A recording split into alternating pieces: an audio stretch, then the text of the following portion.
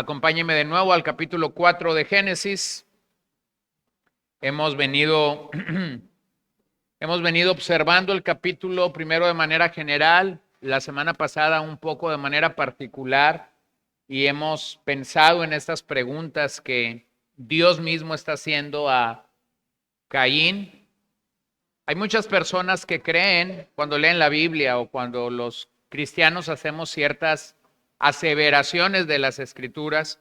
Hay muchas personas que creen que el pecado de Adán y de Eva no afectó en nada a la raza humana, no tiene ninguna implicación en la raza humana. Hay muchos que creen que el pecado de estos representantes en el Edén no tiene ninguna implicación en la raza humana.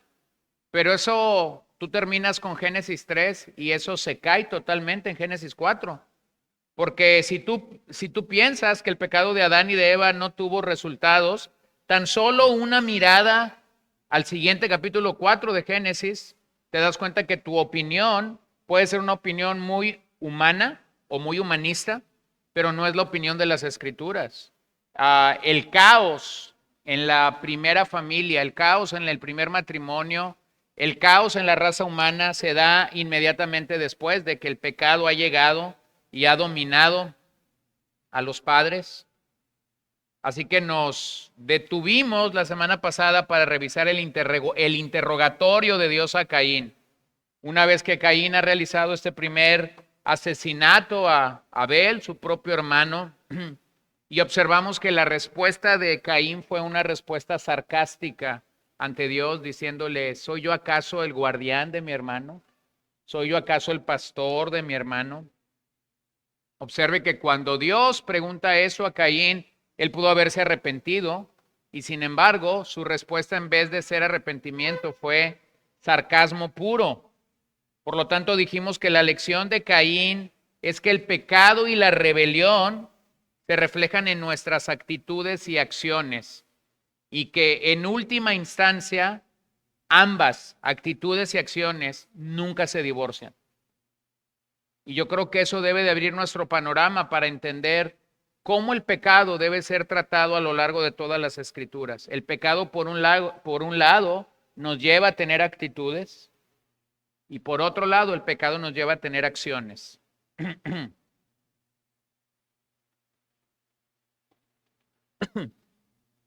La bomba que tenemos en casa para tener un poco de mayor presión con el agua ha estado fallando en los últimos días. Y esta mañana, cuando la persona que nos ayuda con el aseo en la casa llegó, me dijo: he estado intentando arrancarla manualmente y no arranca. Y de repente llegué yo y la conecté, y en cuanto la conecté, la bomba arrancó. Y entonces ella voltea y me dice: amaneció con mala actitud. La bomba, no yo. Amaneció con mala actitud, me dijo la bomba.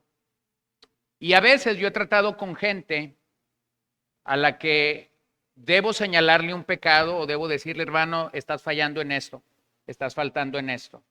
Y a veces yo escucho esto: es que es cuestión de actitud. No, el pecado nunca es cuestión de actitud solamente. El pecado es cuestión de actitud y acciones. Van tomadas de la mano. Siempre que hay una actitud hacia el pecado, corresponde a una acción con el pecado. Y eso nos lo dibuja muy bien el caso de Caín. Su actitud fue mala delante de Dios, su actitud fue mala delante de su hermano cuando vio que Dios se agradó de la ofrenda de Abel, pero inmediatamente su acción fue asesinar a su hermano. Entonces, desde este pecado en el capítulo 4, nosotros vemos que en la raza humana el pecado siempre camina con esto, con actitudes y con acciones. Regresemos al texto, verso 9 al 12. Entonces el Señor dijo a Caín: ¿dónde está tu hermano Abel? Y él respondió: no sé, ¿soy yo acaso guardián de mi hermano? Y el Señor le dijo: ¿qué has hecho? La voz de la sangre de tu hermano clama a mí desde la tierra. Ahora pues maldito eres de la tierra, que ha abierto su boca para recibir tu mano con la sangre de tu hermano. Cuando cultives el suelo, no te dará más su vigor, vagabundo y errante serás en la tierra. Y allí fue donde quedamos la semana pasada. Observa las tres preguntas claras o las preguntas claras que el Creador está haciendo a Caín. ¿Por qué estás enojado? ¿Y por qué se ha demudado tu semblante? Primero, Dios viene y observa el rostro de Caín, porque como decíamos la semana pasada, el rostro refleja algo de nuestra alma. El rostro a veces refleja ira, el rostro a veces refleja gozo, el rostro a veces refleja amargura. Lo segundo que el Señor pregunta a Caín es: ¿dónde está tu hermano Abel? Y finalmente hay una pregunta no de Dios a Caín, sino de Caín a Dios, una pregunta sarcástica diciendo: ¿soy yo acaso guardián de mi hermano? Ahora detengámonos un momento a revisar nuevamente que al Dios ver el semblante de Caín, observe la ayuda de Dios. Observe cómo es que aun cuando Dios sabe que este hombre ha asesinado a su hermano, la misericordia de Dios es mostrada para Caín. Número uno, lo lleva a que reconozca su sentimiento negativo. Lleva a Caín a que reconozca su sentimiento negativo. ¿Por qué es que Dios hace esto? ¿Por qué es que Dios hace esto? De que él pueda reconocer que realmente tuvo envidia, tuvo celos, codició algo de lo que Abel tenía. Bueno, creo que la lección de Dios es muy clara para nosotros. Reconocer nuestros sentimientos es el primer paso hacia una resolución correcta. Cuando una persona que ha faltado a Dios en algo, cuando una persona que ha faltado a otro hermano en algo, no reconoce su sentimiento negativo, no puede ser ayudado. No puede ser ayudado por nadie, ni por Dios, ni por un consejero. Ya sea el pastor, ya sea otro cristiano maduro, ya sea un líder de la congregación, ya sea un anciano experimentado, o si usted intenta por el lado o la respuesta del ser humano, tampoco un psicólogo va a poder hacer mucho si la persona que está enfrente de sí no reconoce sus sentimientos negativos. Eso fue lo primero que Dios hizo, llegar al área de los sentimientos con Caín, y podemos observar que ese odio ha dañado a la humanidad desde la caída del ser humano en el capítulo 3, y ese odio puede manifestarse, como ya dijimos, de diferentes formas: rencor, antipatía, desprecio, despreocupación, rivalidad, envidia, ira. Bueno, número 2, observa que Dios le indica que la razón de no mirar con agrado su ofrenda está en él mismo y no en Abel. O sea, la razón por la que Dios no aceptó la ofrenda que Caín compartió estaba en él, no estaba en Abel. Abel no había cometido ningún error, o por lo menos en el relato no se nos presenta. Abel había adorado a Dios de manera sincera, había adorado a Dios de manera genuina. La razón de no mirar con agrado su ofrenda no está fuera de él. La razón de no mirar con agrado su ofrenda no es algo que está fuera de Caín, es algo que está dentro de Caín. Observe cómo es la raza humana. Tú observas alguna falla moral, alguna falla en el trabajo, en cualquier ámbito. Lo vemos todos los días, lo enfrentamos todos los días. Tú le dices a una persona: ¿por qué hiciste esto? E inmediatamente la persona te empieza a decir: es que el que estuvo antes que yo no dejó la escoba donde la tenía que dejar, es que Margarita me metió el pie, es que Juan no hizo lo que tenía que hacer. Somos igual que Eva, somos igual que Adán, somos igual que Caín. Estamos buscando culpar a otras personas cuando Dios llega, en el caso de Caín, llega y le dice: Caín, obsérvate a ti, deja de observar lo que Abel hizo, obsérvate a ti. Pero es que el pecado tiene esta relación intrínseca en nosotros. Nos lleva a que cuando somos confrontados por algo que hicimos mal, no lo aceptamos, estamos buscando a quién le echamos la culpa. Y número 3, era lo que veíamos la semana pasada. El Señor en su misericordia le advierte a Caín del pecado al que su sentimiento le puede llevar. Observen eso. Caín ya ha matado a su propio hermano. Y sin embargo, el Señor viene y le dice, Caín, el pecado está a la puerta y llama. El pecado te codicia.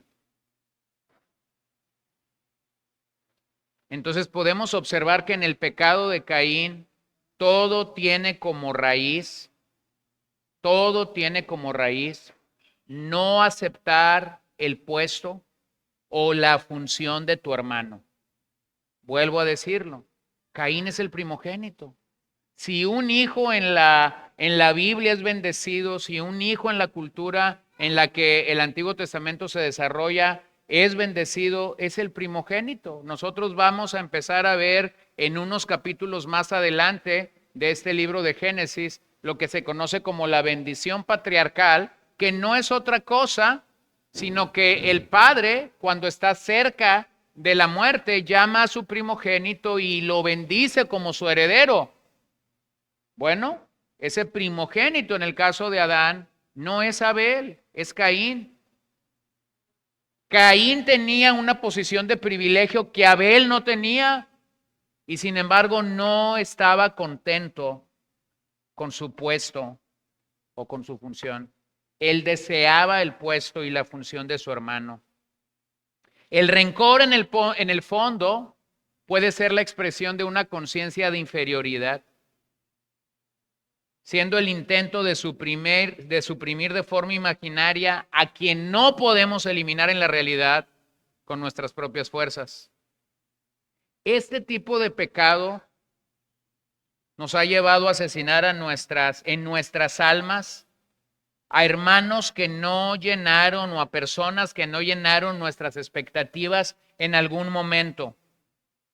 Observe algo. El hombre es un buscador de felicidad, pero no siempre su corazón está en el lugar correcto y no siempre su corazón está buscando esa felicidad de la manera adecuada. Entonces, el hombre está buscando la felicidad, pero se encuentra rápidamente en el camino de la insatisfacción. Y la insatisfacción rápidamente nos lleva a la envidia, a la codicia y a los celos. Escucha lo que te voy a decir.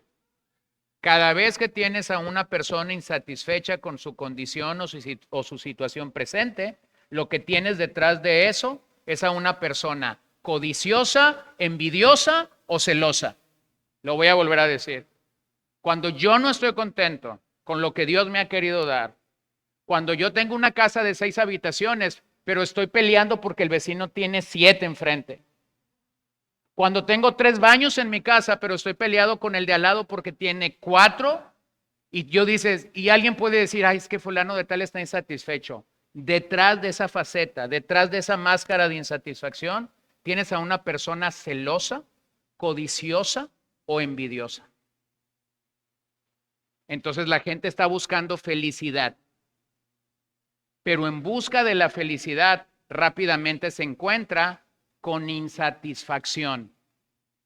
¿Por qué estoy insatisfecho? Porque mis expectativas no se han cumplido como yo creía que se debería cumplir. La realidad es que el mundo en el que vivimos está lleno de personas insatisfechas. Le preguntaron una vez a un hombre con demasiado dinero qué es lo que él esperaba de la vida. O sea, ¿qué necesitas para ser feliz? Fue la pregunta que le hicieron a este rico o a este multimillonario. Y él dijo, un poco más.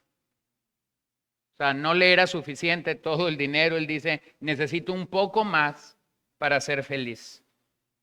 Observen que en la misericordia de Dios, Él está llegando con Caín y le está diciendo esto, el pecado está a la puerta y te codicia. Yo creo que esta es una advertencia de la que nosotros como creyentes debemos de estar precavidos. El pecado nunca está lejos de nosotros realmente. El pecado está a la puerta y nos codicia. Cuando yo no vivo obedeciendo los mandamientos de Dios, comienzo a debilitar mis defensas espirituales. Nos vamos abriendo a los ataques sorpresivos del pecado que fácilmente se instalan en nuestras vidas.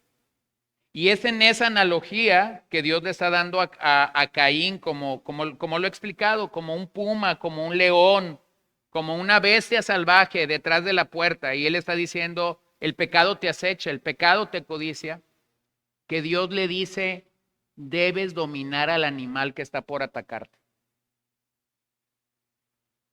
La advertencia para nosotros entonces es clara.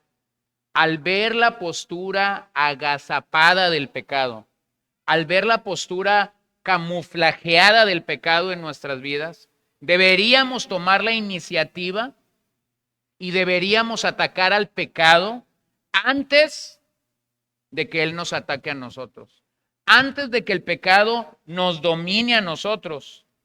Entonces, miren, este es un mensaje que está a lo largo de todas las escrituras. Hay salmos enteros que nos llaman a la autoexaminación.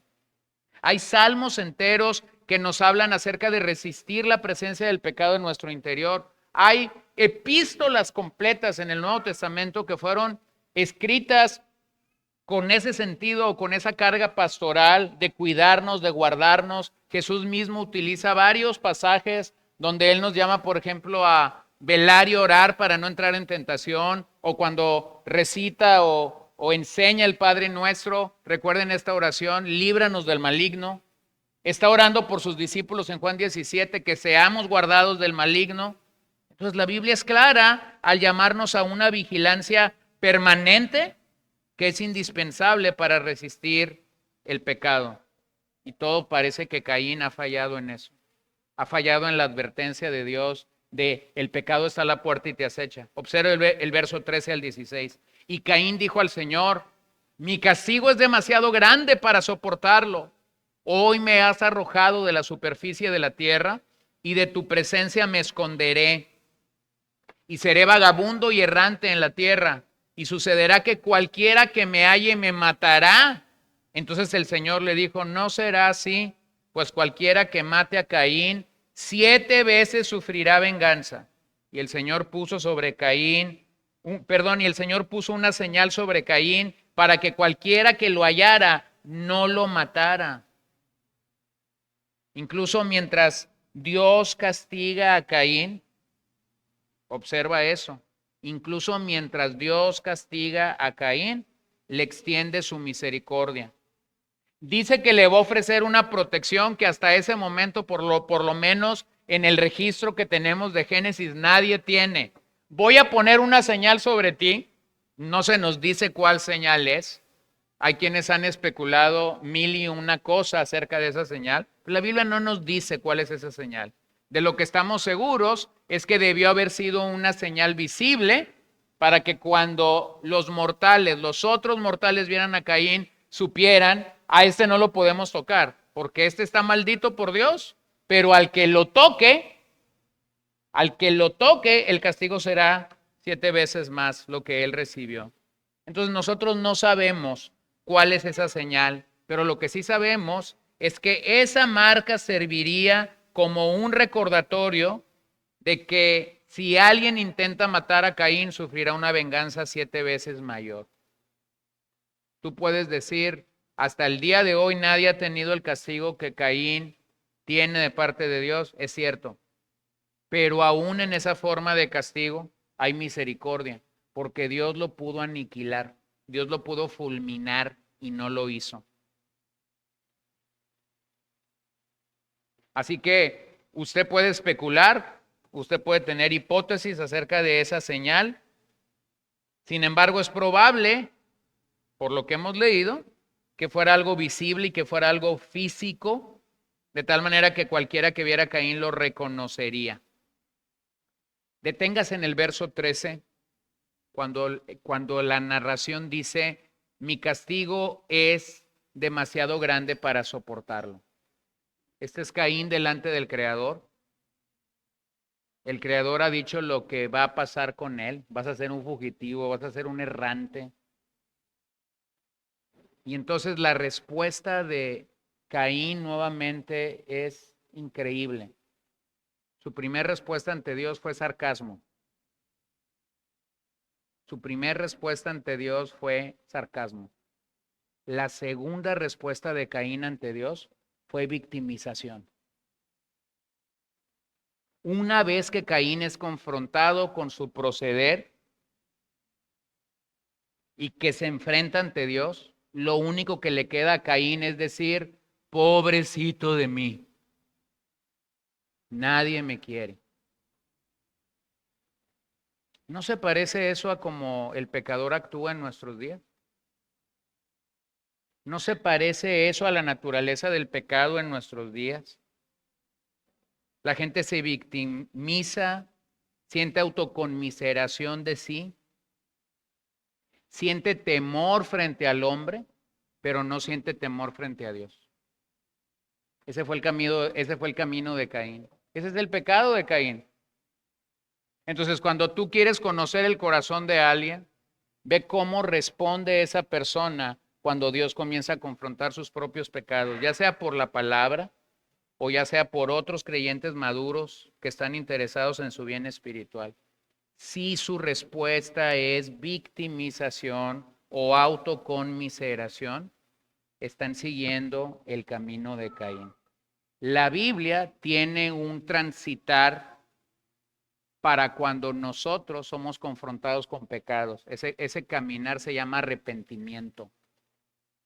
No es la victimización, no es la autoconmiseración, es el arrepentimiento. ¿Por qué Dios quisiera señalar mis pecados? ¿Por qué Dios quisiera tratar conmigo a través de lo que yo he estado faltando? Porque lo que Dios quiere es que yo me arrepienta.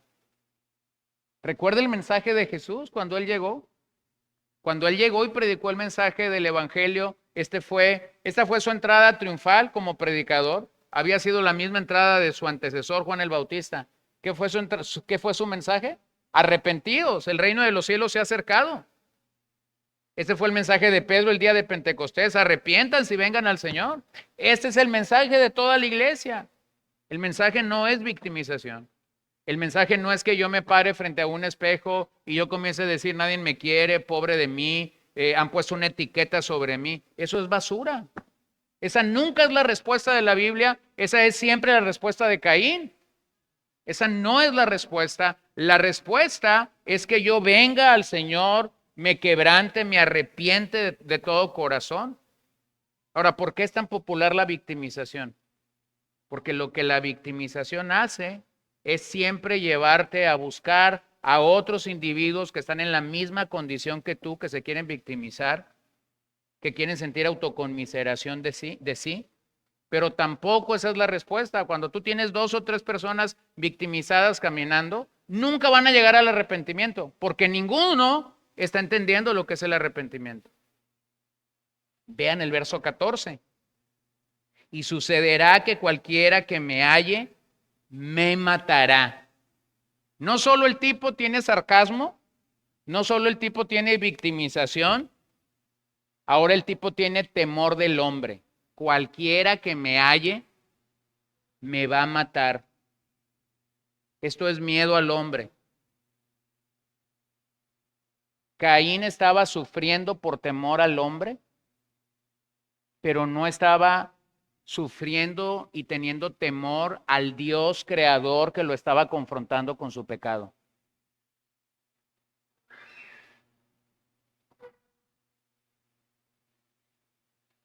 Entonces, cuando yo tengo al hombre grande, cuando el hombre es grande realmente ante mí y yo tengo temor de él, lo que realmente pasa es que yo tengo a un Dios pequeño. Suena medio extraño, pero así es. Si tu Dios es pequeño, entonces la gente que está a tu alrededor realmente son gigantes a los que vas a temer. Pero cuando Dios es grande, entonces la gente es pequeña. No hay nada que temer. Dios tiene el control. Dios sabe por dónde me dirige. Dios sabe por dónde me lleva. Él tuvo la tremenda oportunidad de caer de rodillas ante Dios, de temblar ante Dios por lo que Dios le está declarando. Pero el camino de Caín es el camino del temor físico y del temor social al hombre, pero sin vivir con temor a Dios. Entonces, cuando no hay temor por Dios, la gente va a tener la experiencia que Caín tuvo: sarcasmo, victimización, temor al hombre y no temor a Dios. Cualquiera que haya sido la razón por la que el Señor rechazó el sacrificio de Caín, cualquiera, porque tampoco el texto lo dice, ya hemos tratado de resolver eso la semana pasada.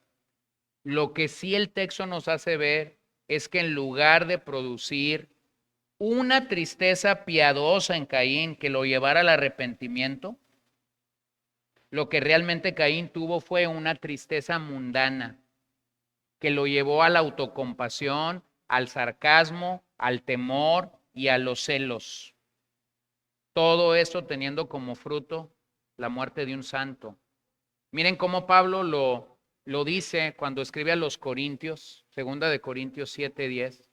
Porque la tristeza que es conforme a la voluntad de Dios produce un arrepentimiento que conduce a la salvación, sin dejar pesar, pero la tristeza del mundo produce muerte.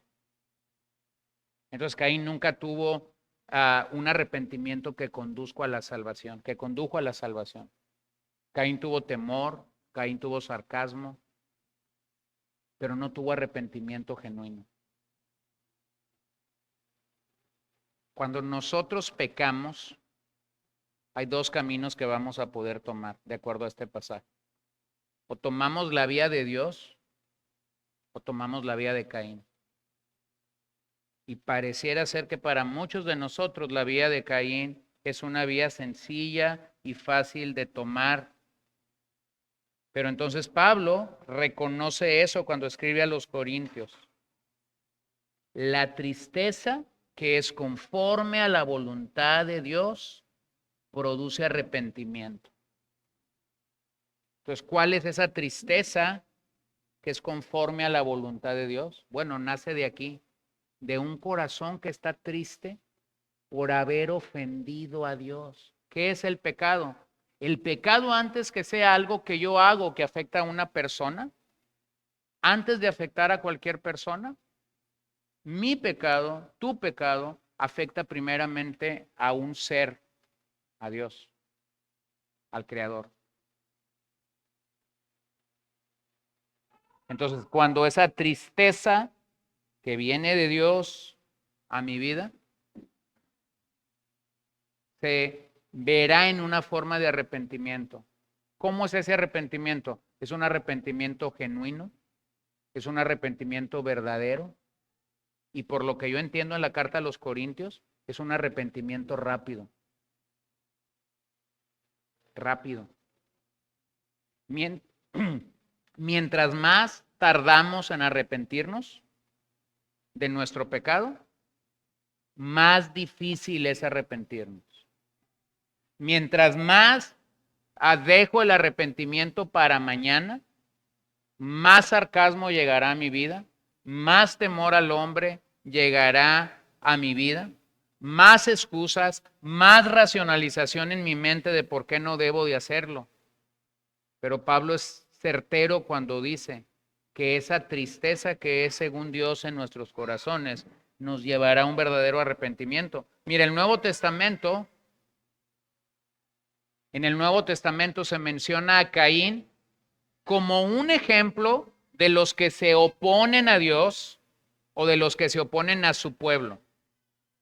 Las veces que el Nuevo Testamento señala a Caín, y yo no tengo el tiempo esta noche para ello, pero lo haré la siguiente semana. Las veces que el Nuevo Testamento señala a Caín, tú encuentras a alguien que se está oponiendo a Dios, que se está oponiendo al pueblo de Dios. Estas personas que están enojadas y están resentidas, incluso al punto de asesinar, incluso después de que Dios le mostró tanta misericordia, como después de haber asesinado a Abel, Caín no se arrepintió. Entonces aquí hay un tremendo problema. Entonces, ¿cuál es el pecado de Caín? Porque vemos que hay una mezcla. Bueno, Algunos han hecho un buen trabajo para resumir cuál es el pecado de Caín. Yo lo voy a explicar en una triada. Puedes estar de acuerdo conmigo o puedes no estar de acuerdo conmigo. Codicia es la hermana mayor de dos gemelas. Codicia es la hermana mayor de envidia y celos.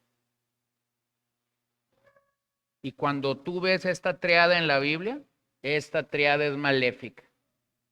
Codicia, envidia y celos. Son tan difíciles de diferenciar que incluso si tú vas a versiones distintas, vas a encontrar que a veces se traduce, en algunas versiones se traduce envidias y en otras encuentras la palabra celos. Porque trabajan tan cerca de sí mismas y cuando funcionan en la vida de nosotros como pecadores, son una triada increíble. Entonces voy a tratar de explicar esa triada. La codicia desea algo que está más allá de su alcance. La codicia desea algo que está más allá de su alcance.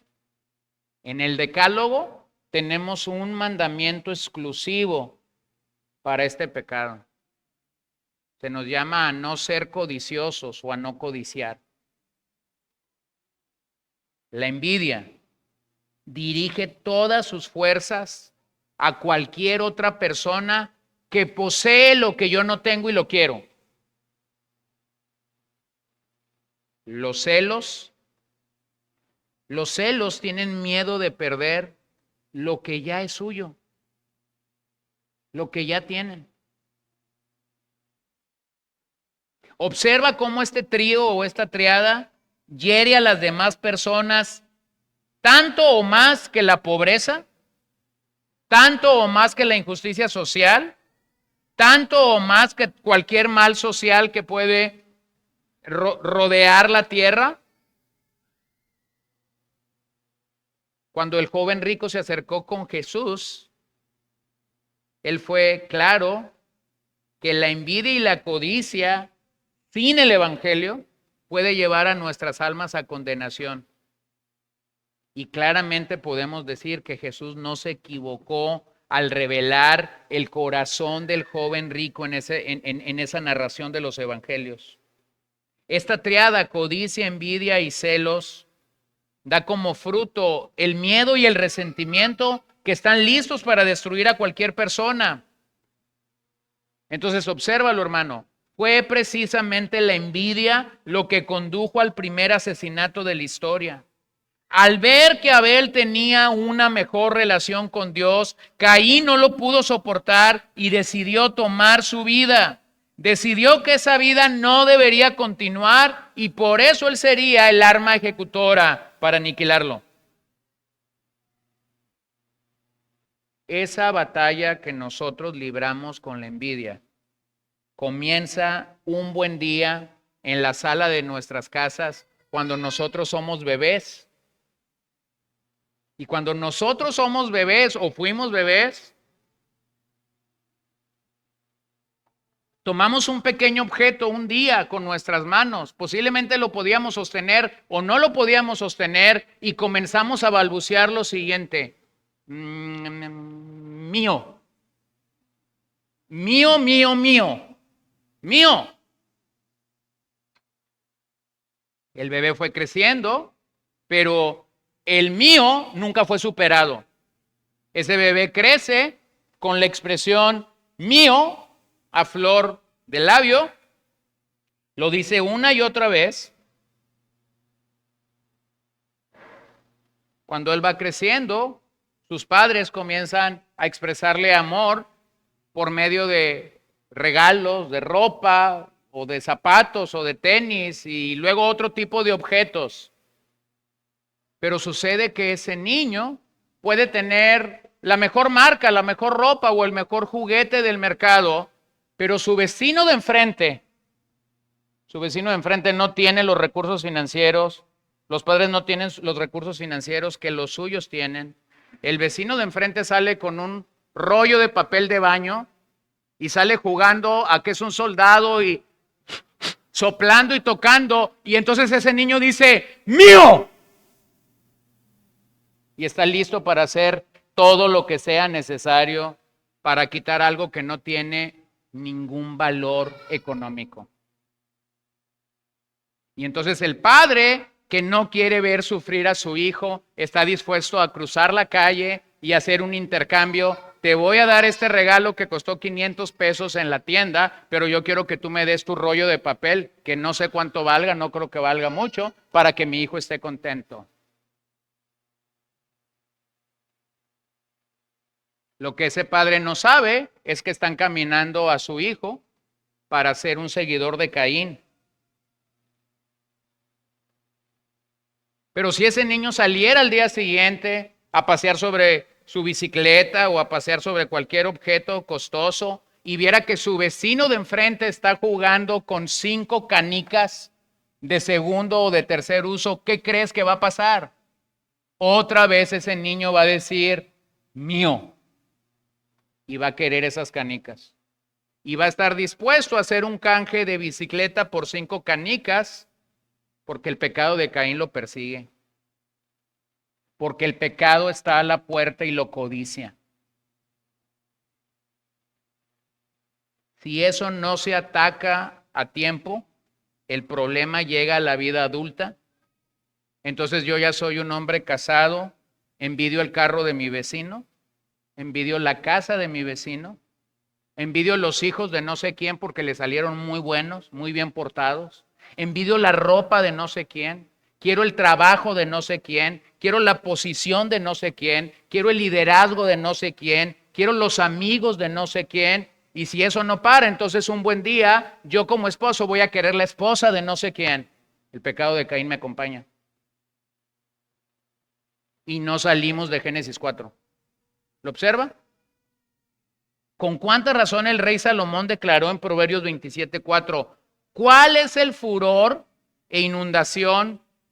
La ira. Cruel es el furor e inundación la ira. Pero, ¿quién se mantendrá ante los celos? Observa esa pregunta retórica. ¿Quién se mantendrá ante los celos?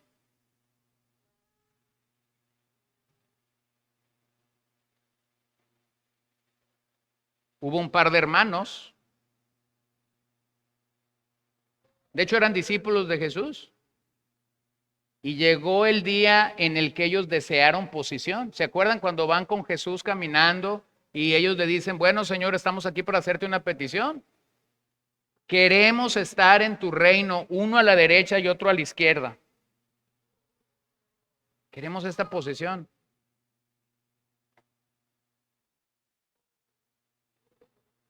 Hay un tipo de envidia que es tan nociva y tan peligrosa y que todos nosotros podemos llegar a tener.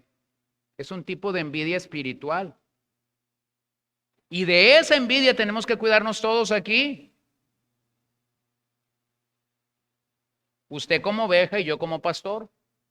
Usted como un creyente del Señor Jesucristo, yo como un creyente del Señor Jesucristo. Necesitamos identificar que la envidia espiritual puede ser algo real en nosotros. Es decir, cuando nosotros estamos aspirando o deseando lo que otro creyente tiene que yo no tengo.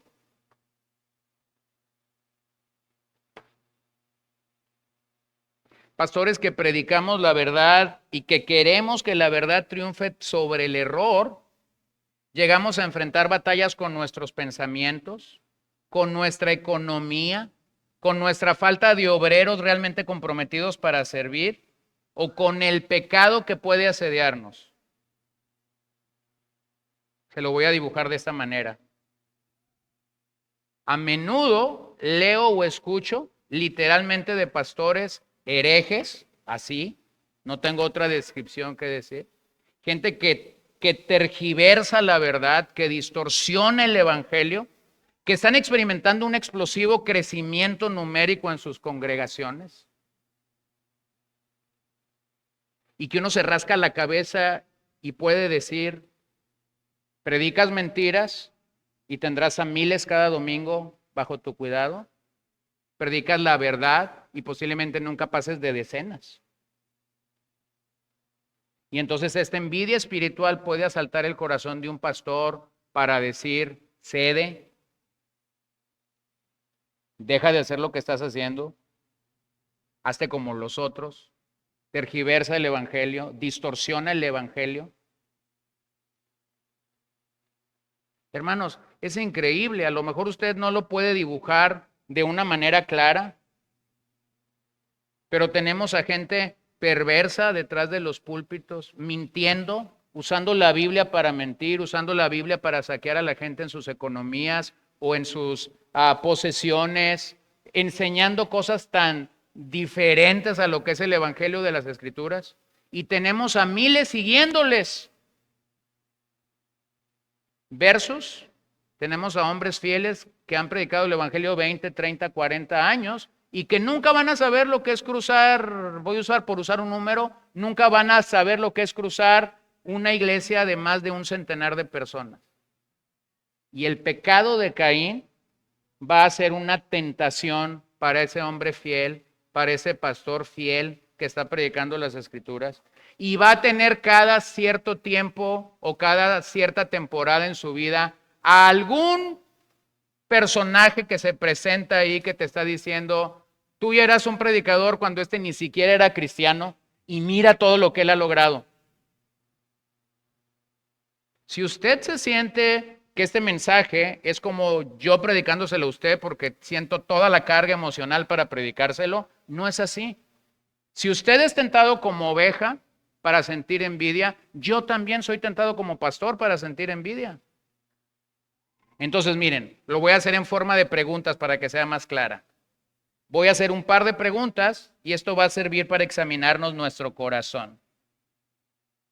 Empiezo conmigo. ¿Qué siento como pastor cuando la iglesia de al lado o de enfrente está creciendo más que esta congregación, pero resulta que su mensaje es un mensaje totalmente distorsionado? ¿Qué siento? Segunda pregunta. ¿Me gozo de la bendición de la que otros gozan en el Señor? Me gozo cuando sé que un hermano está creciendo, me gozo cuando sé que un hermano está recibiendo posiblemente un tipo de bendición espiritual que yo no estoy recibiendo. ¿Me gozo o me quejo? Tercero, ¿te molesta lo que otros tienen y deseas poseer lo mismo? Cuarto, ¿qué siento cuando veo el gozo y el crecimiento espiritual de un hermano que va llegando a la congregación y que yo nunca lo experimenté?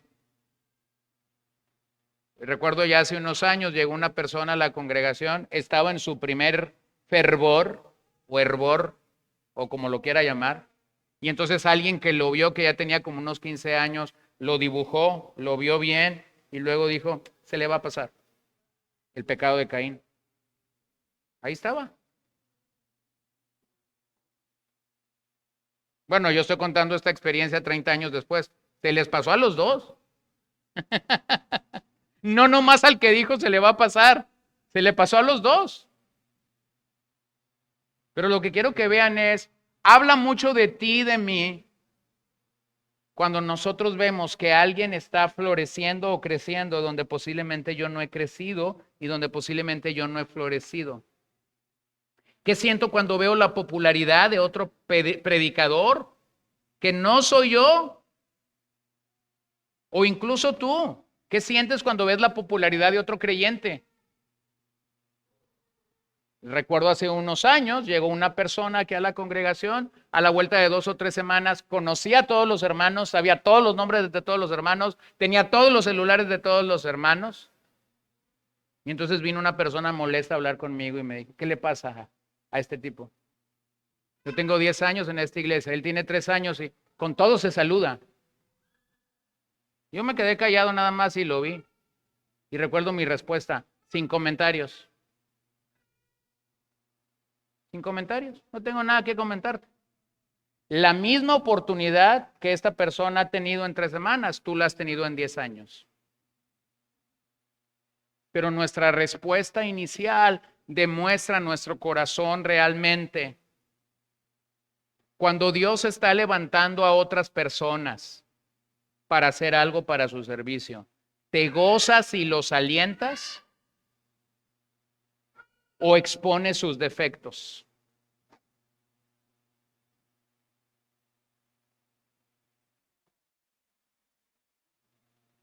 ¿Caminas tu vida llenando los aparentes vacíos que otros dejan en la posición que Dios les confirió? Observa cómo todo esto revela si el pecado de Caín está dominando mi alma. Si las respuestas a estas preguntas o a más que yo pudiera hacer con respecto resultan en ti en un espíritu amargo, en un espíritu resentido o incluso en un espíritu furioso, te tengo noticias. El pecado de Caín está a la puerta de tu corazón. No más que yo no sé si está afuera o está por el lado de adentro. No soy Dios. Dios sí le pudo decir a Caín, el pecado está afuera y te asedia, te codicia. Yo no soy Dios. Yo no sé si está afuera o si está del otro lado de la puerta y la puerta está cerrada. Pero Dios lo sabe y Dios puede tener misericordia de ti y de mí. Cuando la envidia es del más alto calibre, el envidioso no solo anhela tener lo que otros tienen, sino que desea que otros ya no lo tengan. La envidia no solo me lleva a desear lo que otros tienen, la envidia me puede llevar a desear que otros no tengan lo que en el presente tienen. Entonces déjame definir un poquito más claro lo que es envidia y lo que es celos. La envidia consiste en resentir que otras personas tengan más ventajas que tú y desear poseerlas. Envidia es algo frecuente y extremadamente insensato. Envidia es codiciar lo que otro tiene. Hay una palabra latina para envidia, invidere, que significa mirar con enemistad. La Biblia habla mucho de la envidia. Yo no tengo el tiempo hoy para llegar a todos esos pasajes, pero siempre que la Biblia habla de envidia, siempre, absolutamente siempre, es pecaminoso. Entonces, olvídate de que tú puedas decir, ay, tengo un poquito de envidia, pastor, pero es de la buena. Aquí no hay de la buena. Es como cuando dicen de los diabéticos, ¿no? ¿Tiene de la diabetes buena o tiene de la diabetes mala? No sé cuál es la diferencia ahí, cuál es la buena y cuál es la mala, ¿no? Si está gordito, tiene de la buena. Si está flaquito, tiene de la mala porque se lo está chupando. Así es como lo explican. Pero cuando lees de la envidia en la Biblia, nunca es buena.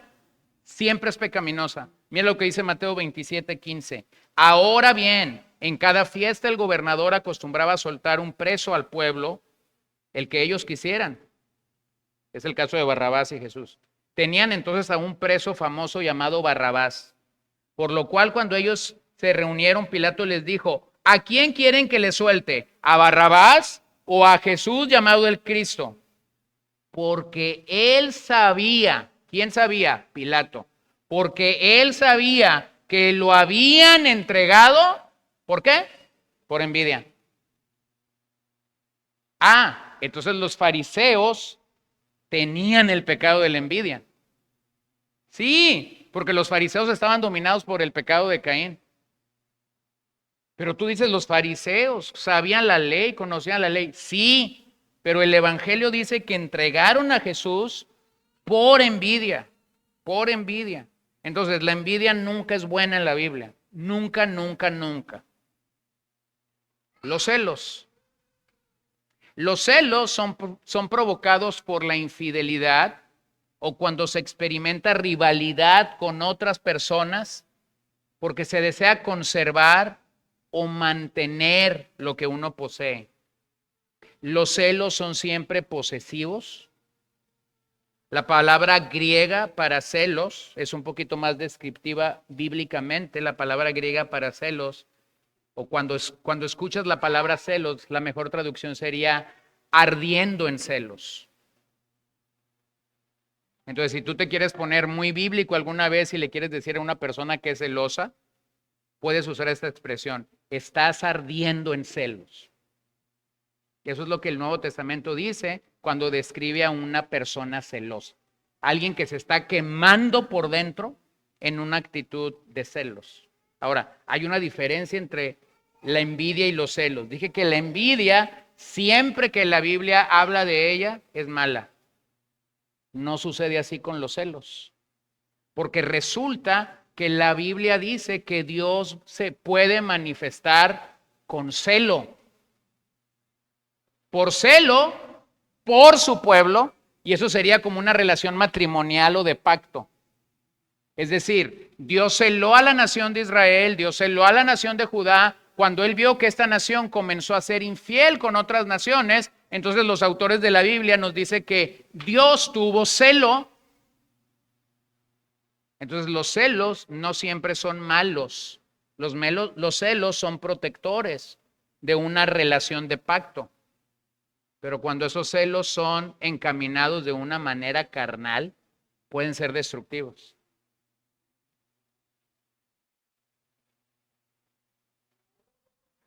Cuando una mujer siente celos de alguna manera por su esposo, por X, Y, Z, no voy a entrar en el detalle, eso pudiera proteger el corazón de un hombre, advertirle al hombre: hey, hay alguien que te está viendo, hay alguien que te está oliendo, hay alguien que está sabiendo de ti.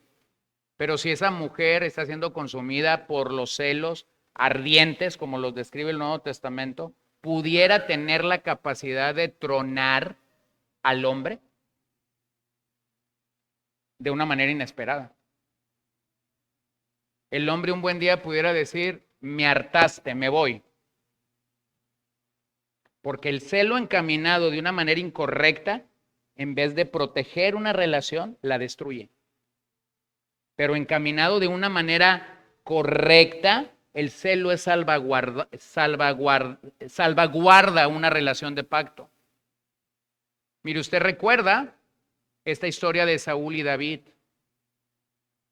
David es su escudero, han salido a pelear, y cuando David está entrando a la ciudad, entonces la canción para recibirle dice algo como esto: Saúl mató a sus 1000, David mató a sus 10,000. Y cuando Saúl escuchó aquel cántico ese día, en primer libro de Samuel, capítulo 18, la Biblia nos dice que desde aquel día Saúl no miró con buenos ojos a David. Y Saúl, de hecho, se convirtió en un buscador para asesinarlo. Porque esos celos mal encaminados pueden siempre buscar la destrucción de otra persona. ¿Se siente celos cuando una relación significativa y sellada con un pacto se ve amenazada por la infidelidad? Por eso es que tenemos que tener cuidado con los celos. Cuando dije que los celos son siempre posesivos, es a lo que me refiero. Miren cómo Pablo lo expresa, 2 Corintios 11, 2 y 3. Porque celoso estoy de ustedes, dice Pablo, con celo de Dios. Con celo de Dios. Es decir, estaba celoso de la condición o de la posición de esta iglesia porque estaban siendo infiel a Dios. Pues los desposé a un esposo para presentarlos como virgen pura a Cristo. Pero temo que así como la serpiente con astucia engañó a Eva, la mente de ustedes sea desviada de la sencillez y pureza de la devoción a Cristo. Entonces Pablo advierte a los corintios. Pablo advierte a los corintios y lo hace en un sentido santo.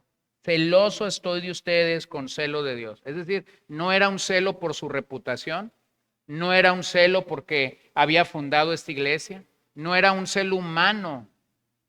Era un celo que consistía en que esta iglesia estaba siendo infiel a Dios. Eso es que ahí dice con celo de Dios.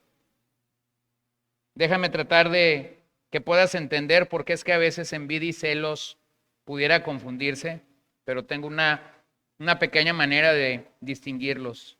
Envidia es el deseo ardiente de poseer. Celos es el deseo ardiente de conservar algo. Envidia es codiciar lo que otro tiene. Celos es aferrarnos a lo que uno tiene. Envidia son manos vacías que quieren llenarse. Celos son manos llenas que temen ser despojadas. Envidia normalmente involucra a dos personas. Yo veo lo que alguien tiene y lo quiero. Celos involucra regularmente a tres personas. Yo estoy en una relación de pacto con alguien, pero entonces estoy celoso de un tercero o una tercera persona. ¿Ven por qué es que puede ser tan delgadita la línea para distinguir envidia y celos? Déjenme terminar escuchando la sabiduría de Santiago y luego de Pablo. Santiago 3:16, porque donde hay celos y ambición personal, allí hay confusión y toda cosa mala. Lo voy a volver a leer. Porque donde hay celos y ambición personal, hay celos y ambición personal, allí hay confusión y toda cosa mala. Entonces, donde hay celos y ambición personal, lo voy a parafrasear, Dios no está. Porque en Dios no hay confusión y en Dios no hay cosa mala. Santiago 4, del 1 al 6.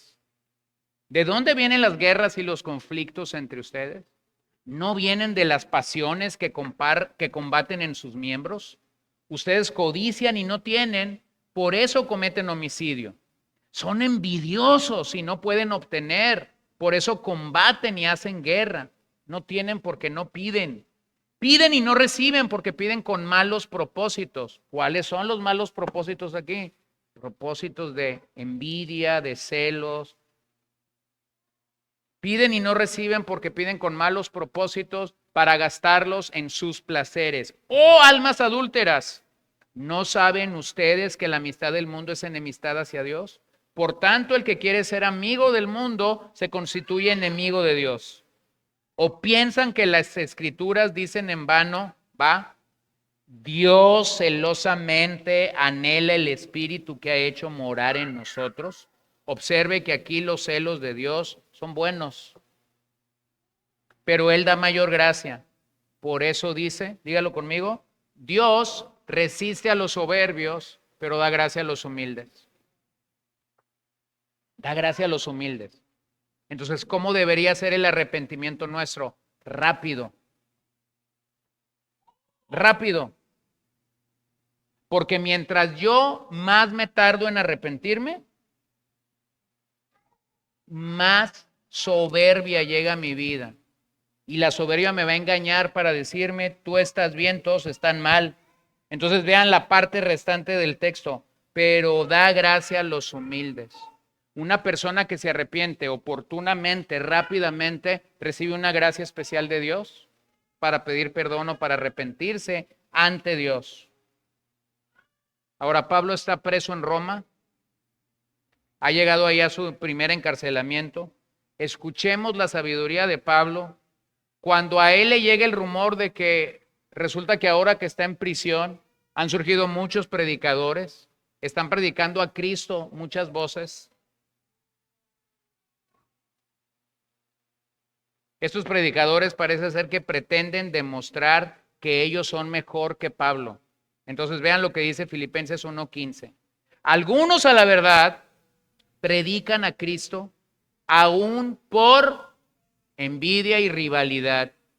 ¿Qué? Sí, algunos predican a Cristo por envidia y por rivalidad. Para yo como predicador tener envidia o rivalidad, yo ocupo tener visualmente al predicador por el cual yo siento envidia y rivalidad.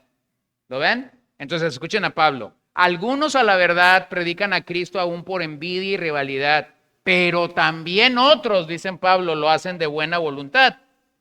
Esto lo hacen por amor, sabiendo que he sido designado para la defensa del evangelio. Aquellos predican a Cristo por ambición personal, no con sinceridad, y aquí asume Pablo que estos predicadores sienten rivalidad por él, pensando causarme angustia en mis prisiones. Vean a Pablo. Entonces, ¿qué? Pregunta, ¿no? Entonces, ¿qué? Vean la altura, que de todas maneras, ya sea fingidamente o en verdad, Cristo es proclamado, y en esto me regocijo, sí, y me regocijaré. Pablo se muestra indiferente al quitar la importancia a la envidia y a la contienda, diciendo, ¿qué pues? ¿Qué pues? Dice Pablo, ¿por pretexto o por verdad? Cristo está siendo anunciado. En otras palabras, Pablo no se sube al ring para pelear.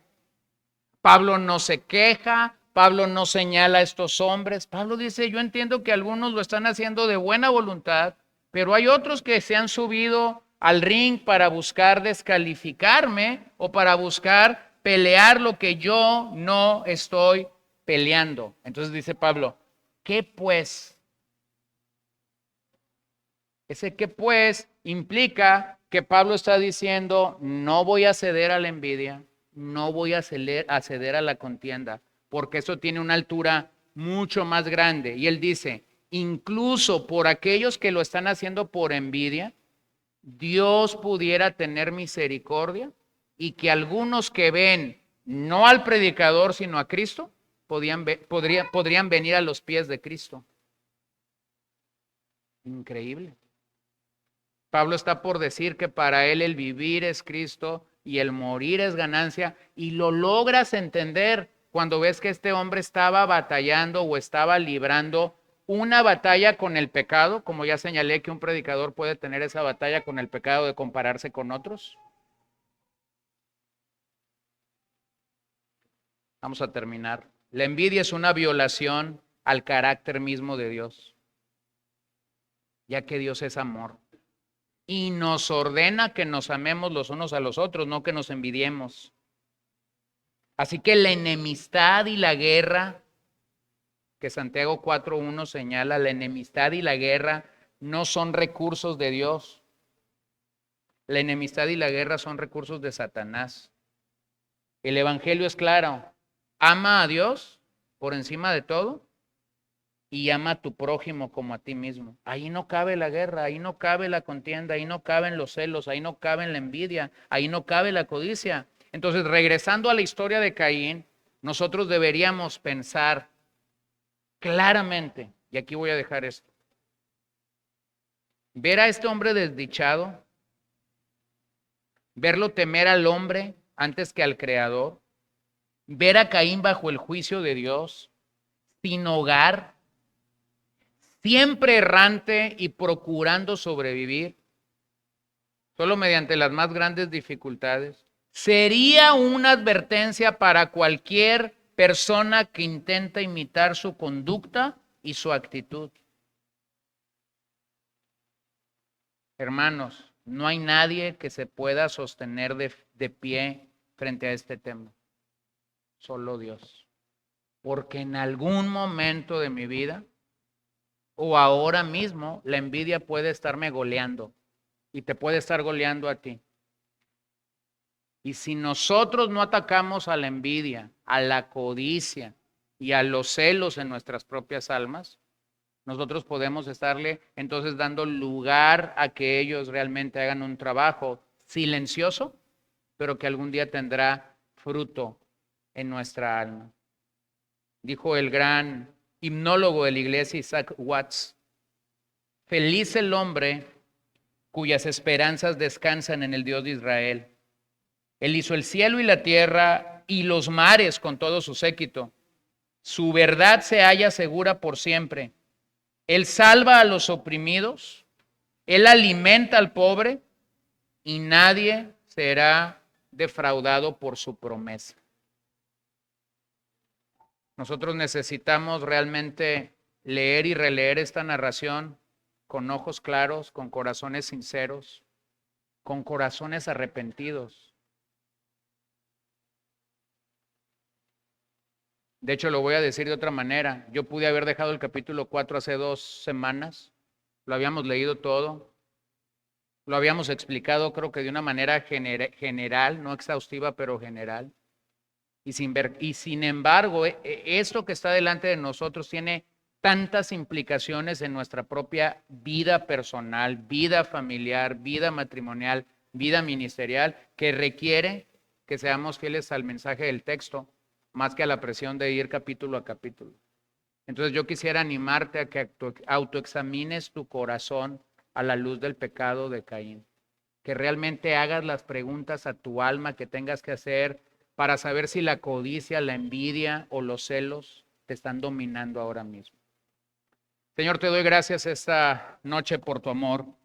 Te doy gracias por la oportunidad de nuevamente regresar al capítulo 4 y poder reconocer y entender lo que aquí está para nosotros. Señor, necesitamos tu ayuda. Necesitamos tu gracia para no ceder al pecado.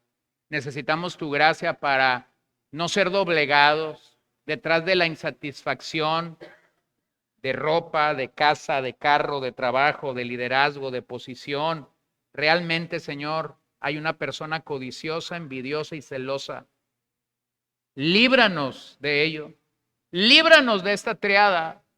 Líbranos del maligno en este particular y permite que nuestras vidas no cedan al pecado y al error. Danos a Cristo.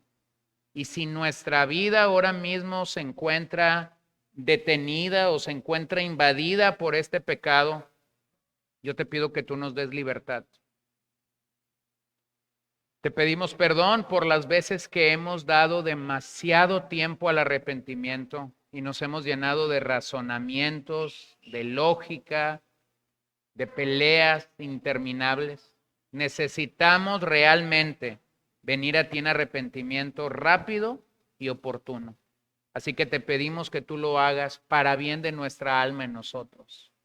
Bendice a este pueblo al salir de este lugar, sé con ellos, sé con todos nosotros y con todas las personas que nos acompañan a través de transmisión también. Te lo pedimos en esta hora con todo nuestro corazón y queremos darte gracias a ti porque siempre, siempre cuidas de nosotros y siempre hablas a nuestras vidas. En el nombre de Jesús oramos, Señor. Amén.